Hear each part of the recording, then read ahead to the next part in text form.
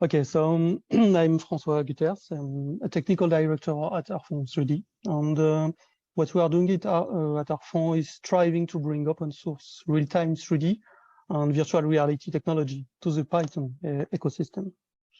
I think the most relevant use case of VR built in Python we worked on is the behavioral study conducted on behalf of the French National Railway Company.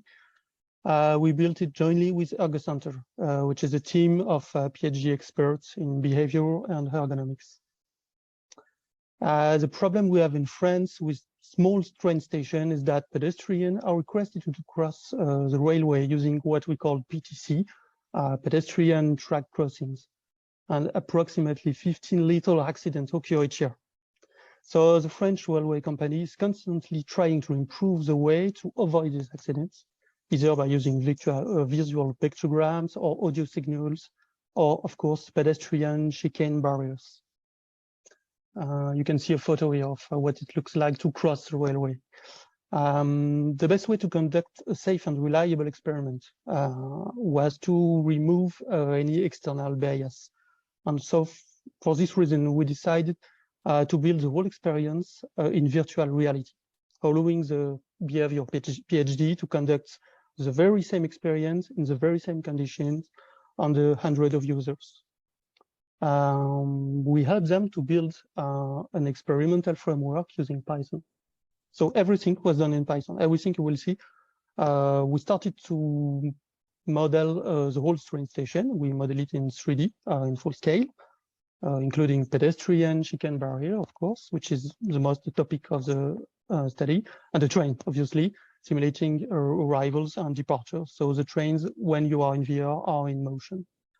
This is a facility where the experiments occur. It's 80 square meters, allowing the users to experience what it feels like to walk across the railway station. So in this context, what is virtual reality all about? Virtual reality, is either sending data to the brain or extracting data from the brain.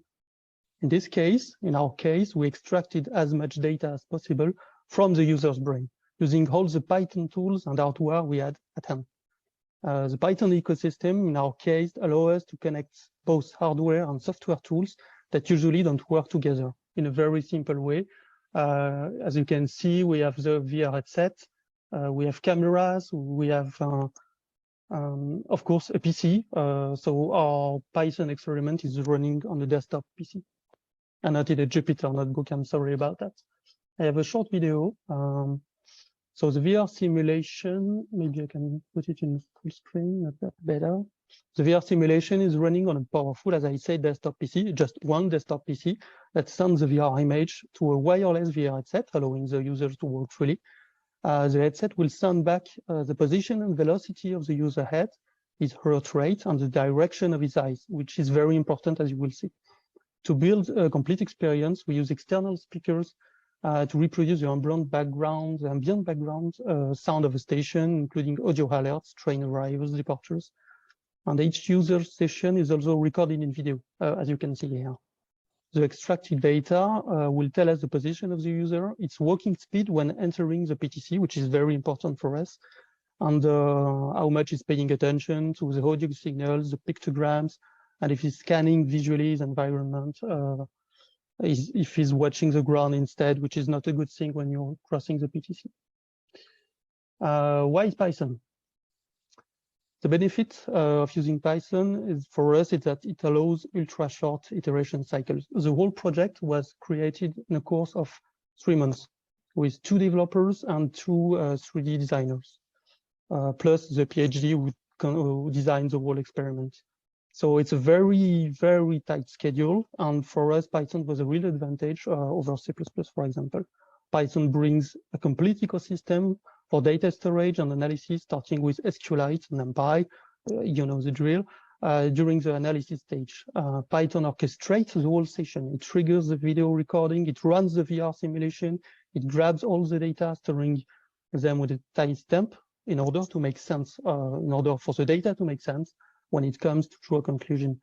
Python is open source, and so HARFANG is open source. That's very important to us to avoid vendor lock-in and we want to be able to show the code from top to bottom. Now for the results, what you can see here in this beautiful screenshot, which doesn't make any sense at this point, is a point cloud generated from the data acquired during the experiment. So it's a compilation of all the data of the 100 users that experimented the VR simulation, and everything was stored in a SQL database. So what do we get from this? This is the PTC, the pedestrian track crossing. Several scenarios we're testing with or without the chicane barriers. And what we can see is that the impact of the chicane barrier is not what we expected. On this point cloud, you can see that the eye contact of the users on the environment, we can see that the security pictograms receive less attention when the barriers are enabled. On the contrary, without the barrier, we found the attention of users was far more focused on the pictogram. I can go back and you can compare both. This type of valuable information has been, we've been able to extract, this is the information we've been able to extract from this VR experience. But Python and VR is not only useful to conduct human factor studies. It helps a lot in machine learning, especially when providing a visualization toolbox that works in real-time 3D. So real-time 3D is, of course, interactive 3D, three-dimensional images. During the past years, we built an open source sandbox to simulate aircraft and flight environment. Again, it is entirely built in Python. The main benefit is the ability to connect the simulation to the machine learning ecosystem. In Python, it's huge. The sandbox is able to run thousands of simulations when one or several planes, are controlled by a neural network. The 3D rendering side of the sandbox helps to visualizing the result. We can deal with realistic materials, atmospheric simulation, terrain modeling. I have a video here. Maybe I will skip it a bit because we are running out of time. So this is me using the VR simulation. So it's not a flight simulator. It's just a Python program that's run in real time, send image, VR image to the headset. And as you can see, it runs on a very classic laptop. This platform was used with success by several universities, and you will have the links of the scientific publication in the last page of the presentation. So I will skip to the next topic. Besides human factor and aircraft simulation, for us, Python provides an almost natural environment to simulate robotics. This is a Richie. It's a really affordable robot designed by a French startup, Pollen Robotics, and we decided to build a digital twin that would be open source from top to bottom. To build this digital twin, we just need to be able to read the URDF file, which is a descriptor of what the robot looks like. And we need a robotic-oriented physics engine. For that, we use PyBullet, which is very handy and comes battery included in Python. So I can show you the result again.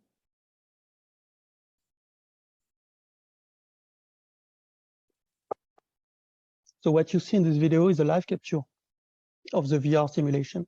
The human operator is actually, I can show you, is actually manipulating its wireless VR controller, the same you can see in the video. I have the same in my hands, actually. And the inverse kinematic is computed entirely by PyBullet. Does everything else.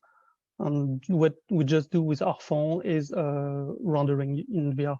So the human operator, as it said, at the place of the robot's head. It's a very cheap and straightforward prototype teleoperation. And just this demonstration fits in less than 500 lines of Python code. I have just one last demo. I will just show you, and if you have any question, I'm open to any question. As maybe we're just 5 seconds left. Are there any questions? That's great, Francois. Well, there's no questions in Slido yet. Oh, no, wait a minute. There's one. Yes, there is one. Yeah, I Eduardo. see. Yeah, Eduardo's just asking if you have any specific suggestions as to where this could be interesting in high energy physics. I think there is one interest in 3 dimensions. It's that you can display something else than a reality modelization. Maybe if you have tons of data in several dimensions, even if it's not 3 dimensions, maybe you can have 4, 5, 6 dimensions. It makes sense to display them in 3 dimensions and even to experience them in virtual reality. So I think you are able to take any kind of data sets and display it in VR and probably switch very quickly from one selection to another selection of data on the one column or one row for another row very quickly in VR, and maybe you will be able to make sense to the kind of computation you can run on your own data sets.